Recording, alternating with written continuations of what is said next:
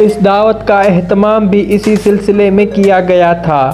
ننھی جل پری شہزادے کی کسی اور کے ساتھ شادی طے پا جانے پر بہت افسردہ ہوئی اور بھاگ کر سمندر کے کنارے پر آ گئی۔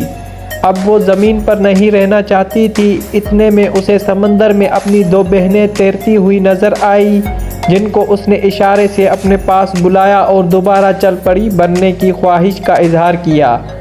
ننھی جل پری کی بہنیں سمندر میں گئیں، سمندر کے جادوگرنی سے لایا ہوا شربت اس سے پینے کے لیے دے دیا، جس کو پیتے ہی وہ دوبارہ جل پری بن گئی اور اس نے دوبارہ کبھی سمندر سے باہر جانے کی خواہش نہیں کی اور اب وہ ہمیشہ سمندر میں ہی رہتی ہے۔